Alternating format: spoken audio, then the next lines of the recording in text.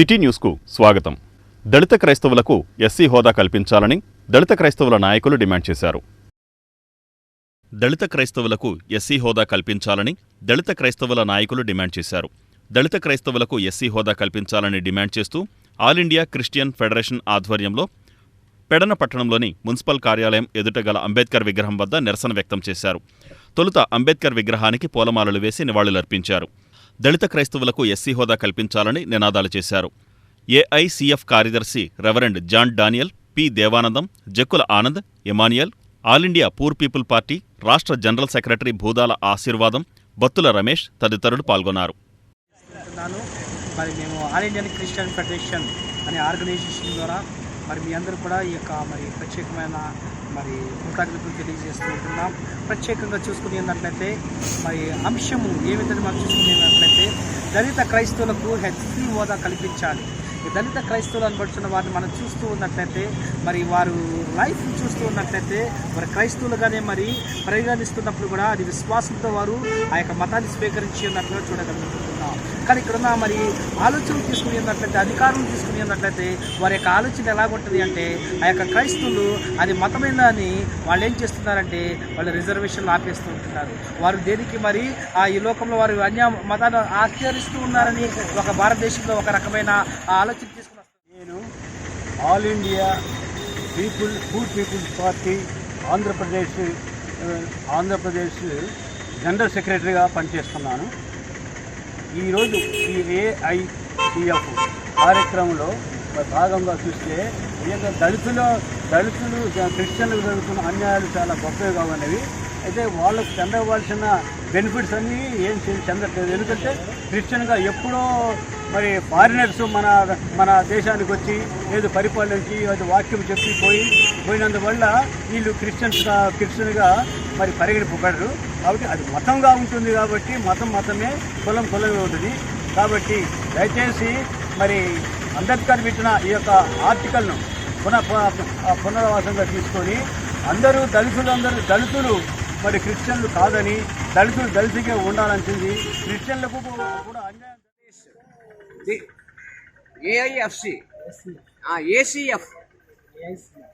AICF Andhra Pradesh coordinator గారు అయి ఉంటున్నటువంటి రెవరెండ్ పి డానీ గారి యొక్క సమక్షంలో ఈ పెడన మండలంలో ఈ విధమైనటువంటి నిరసనాన్ని మేమందరం కూడా తెలియజేస్తూ ఉంటున్నాం.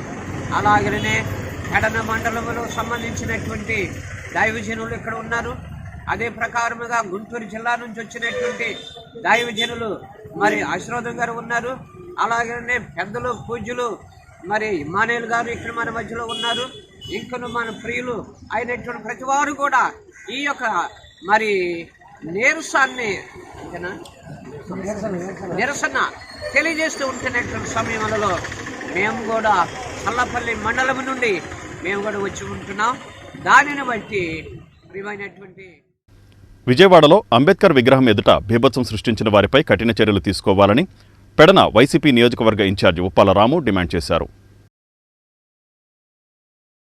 విజయవాడలో అంబేద్కర్ విగ్రహం ఎదుట బీభత్సం సృష్టించిన వారిపై కఠిన చర్యలు తీసుకోవాలని వైసీపీ నియోజకవర్గ ఇన్ఛార్జి ఉప్పాల రాము డిమాండ్ చేశారు.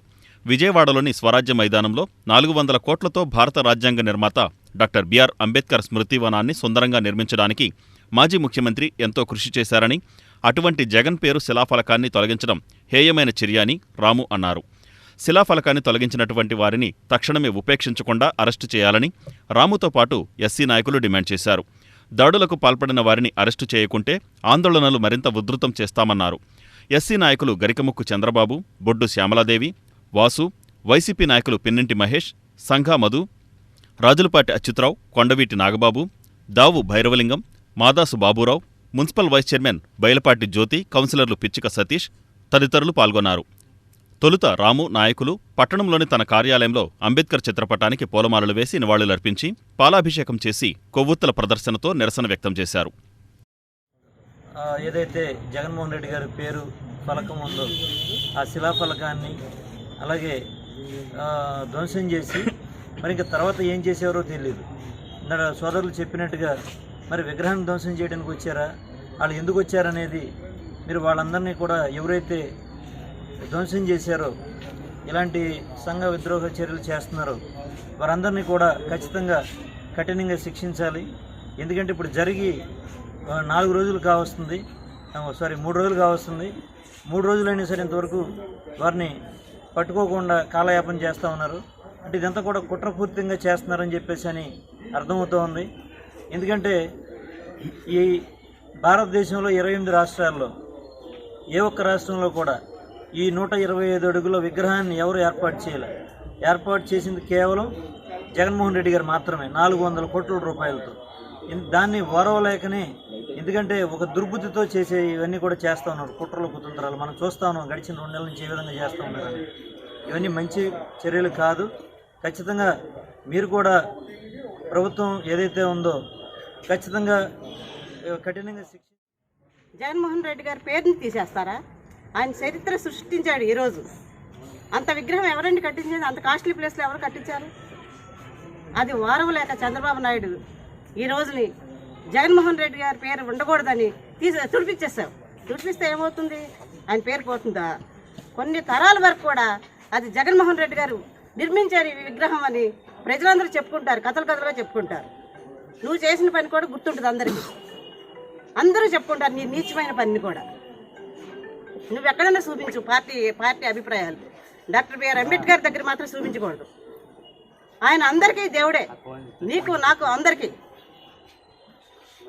అలాంటి మహానేతని మీరు అసలు, అలాంటి మహానుభావుని మీరు రాడ్లు ఇచ్చుకుని పొడిచారంటే ఏంటి అసలు? అంత అందమైన సుందరమైన ప్లేస్ దగ్గరికి వెళ్ళి అలా పాడు చేయాలనుకున్నారంటే ఏంటి అసలు? అది ఎంత క్రూరత్వం! దయచేసి ఎప్పటికైనా మానుకోండి. అలాంటివి శుభ్రంగా పరిపాలన చేయండి. మా జగన్మోహన్ రెడ్డి గారు ఉన్నారు. అసలు ఏంటంటే పథకాలు ఇచ్చారు, ఎవరికి ఇచ్చారు? 300 టీడీపీ వాళ్ళకే ఇచ్చారు. మా ప్రియతమ నాయకులు, ఆంధ్రప్రదేశ్ రాష్ట్ర వైఎస్ఆర్ కాంగ్రెస్ పార్టీ అధ్యక్షులు, మాజీ ముఖ్యమంత్రి గారు మరి ప్రతిష్టాత్మకంగా the statue of social justice అనే పేరు మీద విజయవాడ నడిబొడ్డున 125 అడుగుల విగ్రహాన్ని నెలకొల్పమంటే ఈ భారతదేశంలో ఉన్న ప్రతి ఒక్క భారతీయుడు కూడా గర్వించదగ్గ విషయం. ఎందుకంటే మరి ఎవరు కూడా భారతదేశంలో మొత్తం కలిపితే 175 అడుగుల విగ్రహాన్ని ఎవరు కూడా ఏర్పాటు చేయలేదు. అది ఒక జగన్మోహన్ రెడ్డి గారు ఏర్పాటు చేశారు. ఇలాంటి మహానుభావుడిని, మనకు రాజ్యాంగాన్ని రచించినటువంటి బాబాసాహెబ్ అంబేద్కర్ విగ్రహాన్ని మన ఆంధ్రప్రదేశ్లో పెట్టాలి. ప్రతి ఒక్కరికి సమాన హక్కులు ఇచ్చినటువంటి వ్యక్తిని సమానంగా చూపించాలి అందరికీ ఉద్దేశంతో, మంచి మనసుతో మరి జగన్మోహన్ రెడ్డి గారు మరి ఆ గవర్నమెంట్లో విగ్రహాన్ని ఏర్పాటు చేస్తే మరి వెంటనే ప్రభుత్వం మారుతూ ఉంటుంది, వస్తూ ఉంటుంది. ఇవాళ మీరు వస్తే రేపు మేము వస్తాం, అందరికీ తెలిసిన విషయమే. కానీ ఒక ప్రభుత్వంలో చేసిన మంచి పనిని, వారి యొక్క ముద్రల్ని, వారి తయారు చేసిన విగ్రహాలని, వారు తయారు చేసినటువంటి ప్రతి ఒక్క ఇదిని మార్చాలనుకోవడం చాలా తప్పు. మరి గుర్తు తెలియని దుండగులు అర్ధరాత్రి పూట మరి లైట్లు మొత్తం తీసి. రాష్ట్ర ప్రభుత్వం గ్రామ సర్పంచులకు, కార్యదర్శులకు నిర్వహిస్తున్న శిక్షణా తరగతులు ముగిశాయి. రాష్ట్ర ప్రభుత్వం గ్రామ పంచాయతీ సర్పంచ్, కార్యదర్శులకు నిర్వహిస్తున్న శిక్షణా తరగతులు ముగిశాయి. మోపిదేవి, చల్లపల్లి మండలాలలోని సర్పంచ్, కార్యదర్శులకు శిక్షణా కార్యక్రమాన్ని చివరి రోజు చల్లపల్లిలోని డంపింగ్ యార్డులో పంచాయతీ సర్పంచి పేర్ని మాధవేంద్రరావు పర్యవేక్షణలో ఏర్పాటు చేశారు. మోపిదేవి ఎంపీడీఓ రామలింగేశ్వరరావు, చల్లపల్లి ఈవోపీఆర్డీ బూరేపల్లి అశోకులు శిక్షణా తరగతులకు హాజరైన వారిని ఉద్దేశించి ప్రసంగించారు. న్యూఢిల్లీలోని ఎర్రకోటలో జరిగే స్వాతంత్ర దినోత్సవ వేడుకలకు ప్రత్యేక అతిథిగా ఎంపికైన చల్లపల్లి పంచాయతీ సర్పంచ్ పైడిపాముల కృష్ణకుమారిని ఈ సందర్భంగా పలువురు అభినందించారు. తనకు ఈ అవకాశం రావడానికి సహకరించిన వారందరికీ కృష్ణకుమారి కృతజ్ఞతలు తెలిపారు. పంచాయతీ అనేటువంటిది డెవలప్ చెందుతుంది అనేటువంటి ఉద్దేశంతో మరి కేవలం ఇప్పుడు పంచాయతీ సెక్రటరీస్, సర్పంచ్కి మాత్రమే ఈ శిక్షణా కార్యక్రమం అనేటువంటిది ప్రారంభించడం జరిగింది ప్రత్యేకంగా. ఎందుకంటే ఆల్రెడీ ఇంతకుముందు సర్పంచెస్ ట్రైనింగ్ విడిగా అయిపోయింది, సెక్రటరీస్ ట్రైనింగ్ విడిగా అయిపోయింది. అన్ని పంచాయతీలు ఉన్నటువంటి సచివాలయ ఫంక్షనరీస్ అందరికి కూడా ట్రైనింగ్ అనేటువంటిది విడిగా అయిపోయింది. అయినప్పటికీ కూడా మరలా ఇంకొకసారి ఇప్పుడు ప్రభుత్వం కొత్తగా మరి ప్రభుత్వం వచ్చింది.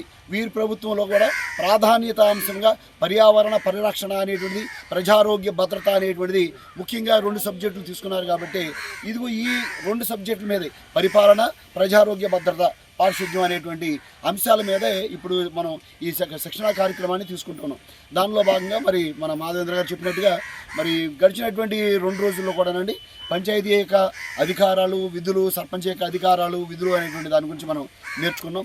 ఆ ధర్మిల మరి పంచాయతీ ఇచ్చేటువంటి మౌలిక వసతులైనటువంటి పారిశుద్ధ్యం గురించి కూడా మనం నేర్చుకోవడం జరిగింది. దానిలో భాగంగానే మరి ఉన్నటువంటి రోడ్లు, లైటింగ్, ఆ లైటింగ్ గురించి, పారిశుద్ధ్యం గురించి, త్రాగునీరు దీని గురించి కూడా గడిచినటువంటి రోజుల్లో మనం నేర్చుకున్నాం. అదేవిధంగా చేయబడుచు జిల్లాలో ఎప్పుడు ప్రారంభించిందో అప్పటి నుంచి ఇప్పుడు వరకు కంటిన్యూ జరుగుతూనే ఉంటుంది ఇక్కడ ఎస్డబ్ల్యూపీసీ అనేది. దీనివల్ల మీకు తెలుసు, మీ అందరికీ కూడా తెలిసిన విషయం, బహిరంగంగా అనేక అవార్డులు ఈ యొక్క క్లీన్ అండ్ గ్రీన్ అనే ఈ యొక్క నినాదంతో ఈ యొక్క షెడ్ నిర్వహణ జరుగుతుంది ఈ ఊర్లో. దానివల్ల అనేక జాతీయ స్థాయిలో అవార్డులు వచ్చినాయి ఈ పంచాయతీకి, రాష్ట్ర స్థాయిలో వచ్చినాయి, జిల్లా స్థాయిలో వచ్చినాయి. గౌరవ సర్పంచులు ఎంతోమంది అవార్డులు తీసుకున్నారు ఇండియా లెవెల్లో. అలాగే మన గౌరవ సర్పంచ్ గారు కూడా మీ అందరికీ తెలిసి నిన్న మన పేపర్లో పడి కేవలం ఈ క్లీన్ అండ్ గ్రీన్ మెయింటైన్ చేయడం వల్లనే మన సర్పంచ్ గారు ఆ యొక్క మార్కులు ఎవరు రికమెండేషన్ కానీ ఎవరిది ఏమి లేకుండానే గౌరవ మన దీపా గారు మేడం గారిని ఆ యొక్క మార్కులను బట్టి క్లీన్ అండ్ గ్రీన్ మెయిన్ అంశంగా తీసుకుని, రెండోది సుపరిపాలన, ఈ 2 అంశాలు మాత్రం తీసుకున్నారండి. సుపరిపాలనలో కూడా జీపీడీపీ మెయిన్ తీసుకున్నారు.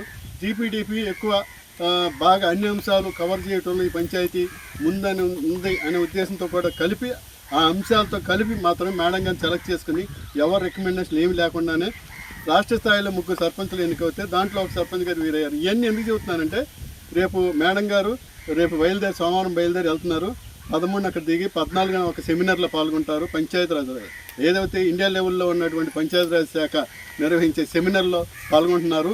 తర్వాత 15వ తారీఖున గౌరవ ప్రధానమంత్రి మచిలీపట్నం నుండి విశాఖపట్నం వెళ్లే ఎక్స్ప్రెస్ రైలును నేటి నుంచి పునరుద్ధరించినట్లు రైల్వే శాఖ తెలిపింది.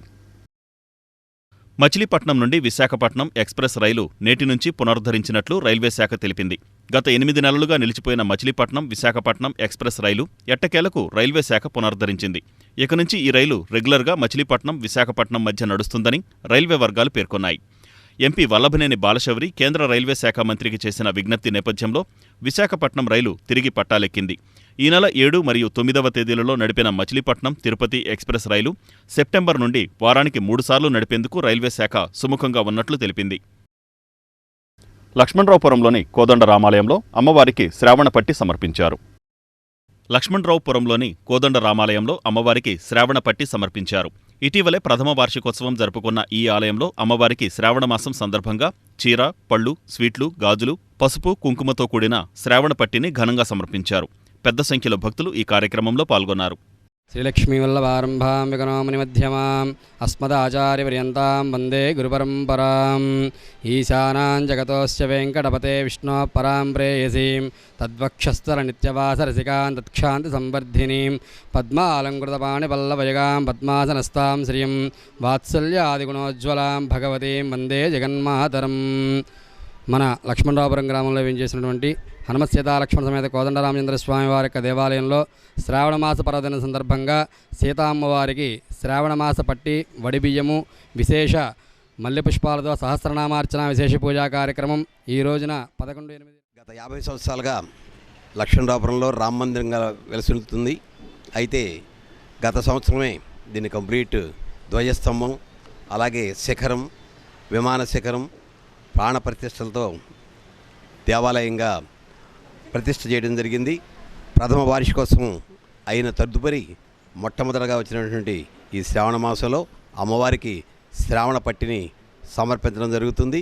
కాబట్టి 50 మంది భక్తులు కూడా విచ్చేసి తీర్థప్రసాదాలు స్వీకరించి స్వామివారి కృపకు పాత్రలు కావాల్సిందిగా. బందర్కోటలోని శ్రీ కోదండ రామాలయంలో శిలారాజగోపుర నిర్మాణానికి మంత్రి కొల్లు రవీంద్ర శంకుస్థాపన చేశారు. బందరుకోటలోని శ్రీ కోదండ రామాలయంలో శిలారాజగోపుర నిర్మాణానికి మంత్రి కొల్లు రవీంద్ర శంకుస్థాపన చేశారు. ఈ సందర్భంగా రాష్ట్ర గనులు, భూగర్భ వనరులు మరియు అబ్కారీ శాఖ మంత్రి కొల్లు రవీంద్ర, ఆయన సతీమణి నీలిమలు ప్రత్యేక పూజలు ఆచరించారు. శంకుస్థాపన అనంతరం మంత్రి రవీంద్ర మాట్లాడుతూ 2 ఏళ్ల క్రితం శ్రీ కోదండ రామాలయ నిర్మాణం పూర్తయిందని, అనంతరం సీతారామ లక్ష్మణ ఆంజనేయ స్వాములతో పాటు వివిధ దేవతా విగ్రహాల ప్రతిష్ఠ జరిగిందని, నాటి నుంచి నిత్య పూజలు, అభిషేకాలతో పాటు పండుగల సందర్భంగా ఉత్సవాలు నిర్వహిస్తున్నామన్నారు. జిల్లాలో తొలిసారిగా రాజగోపురం శిలతో నిర్మించడం జరుగుతుందని, ఏడాదిలో ఈ నిర్మాణం పూర్తి కాగలదన్నారు. ఈ కార్యక్రమంలో పెద్ద సంఖ్యలో భక్తులతో పాటు మున్సిపల్ మాజీ చైర్మన్ ఎం బాబాప్రసాద్, జనసేన నాయకుడు బండి రామకృష్ణ, వేమూరి నాగార్జున, గుడివాడ మాజీ ఎమ్మెల్యే రావి వెంకటేశ్వరరావు తదితరులు పాల్గొన్నారు.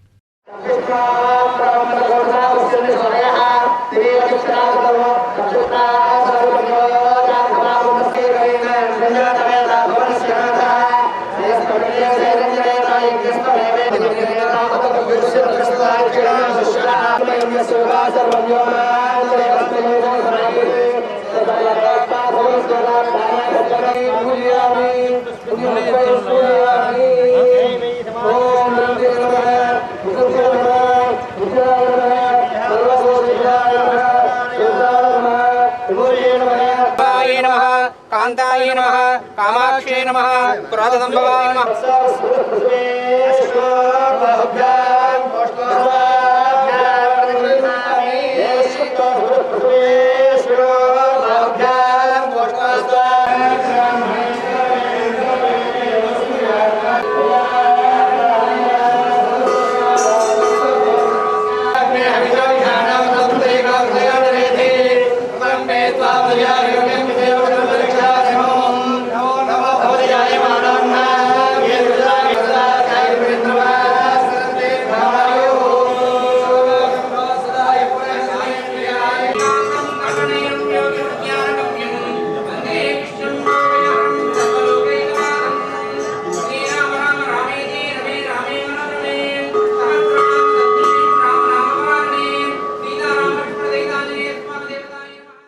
మచిలీపట్నం బందరకోటలో వేయించేసి ఉన్న కోదండరామస్వామి వారి దేవాలయంలో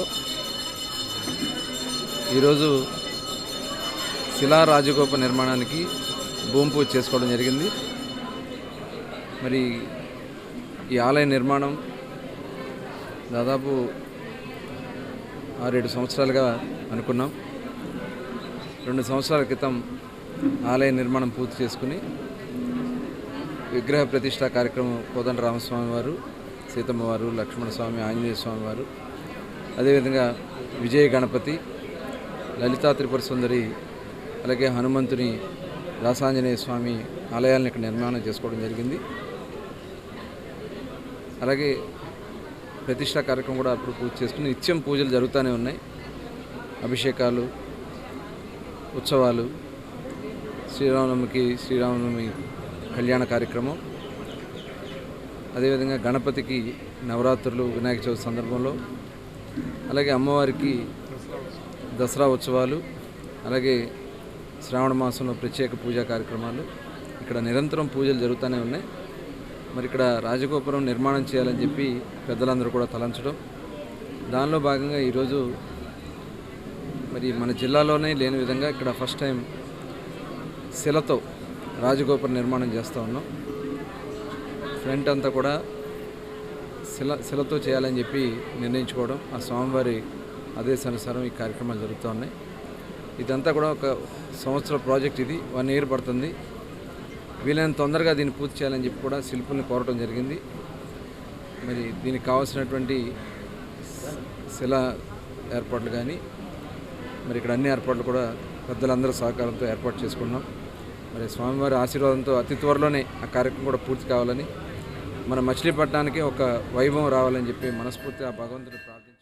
బందరకోట అనేటువంటిది ఒక విశిష్టమైనటువంటి ప్లేసు, చోళరాజులు నిర్మించినటువంటి ప్లేసు. ఆ చోళులు ఇక్కడ అనేక దేవాలయాలు నిర్మించారు. ఆ చోళులు వారసత్వంగానే మా కొల్లు రవీంద్ర ఇవాళ ఈ కోదండరామస్వామి దేవాలయాన్ని ఇక్కడ నిర్మించటం, ఒక అద్భుతంగా నిర్మించటం. ప్లస్ రెండోది, ఎవరి సహకారం లేకుండా తను సొంత స్థలంలో సొంత ఖర్చులతో, ఒక సీజీఎఫ్ గ్రాంట్ మినహాయించి అన్నీ కూడా ఆయన సొంత ఖర్చులతో, ఆయన కష్టార్జితంతోనే చేయడం జరిగింది. ఇవాళ ఇది కృష్ణా జిల్లాలోనే మకుటం లేనటువంటి దేవాలయం అంటే అతిశయోక్తి కాదు. కాబట్టి భగవంతుడు కోదండరామస్వామి ఆయన ఆశీస్సులు మా కొల్లు రవీంద్ర ఫ్యామిలీకి, బందరు పుర ప్రజలకు, మన అందరికీ కూడా ఉండాలని కోరుకుంటూ ఈ అవకాశం నాకు కల్పించినందుకు మీ అందరికీ కూడా. కోదండరామ దేవాలయానికి పెద్దలు కొల్లు రవీంద్ర గారు, అలాగే రావి శోభనాద్రి గారు, నాగార్జున అన్నయ్య గారు, తెలుగుదేశం అందరూ కూడా వచ్చి ఎంతో ఘనంగా ఈ రోజున ఇక శంకుస్థాపన చేశారు. ఎందుకంటే రవీంద్ర గారికి ఈ దేవాలయం సెంటిమెంటు, ఎక్కడికి బయలుదేరినా కూడా ఇక్కడికి వచ్చి బయలుదేరతారు. అలాగే భగవంతుడు ఆయన తోడుగా ఉండి అన్ని రకాలుగా సహాయం చేయాలని కోరుకుంటున్నాను. ఈ వార్తలు ఇంతటితో సమాప్తం. నమస్కారం.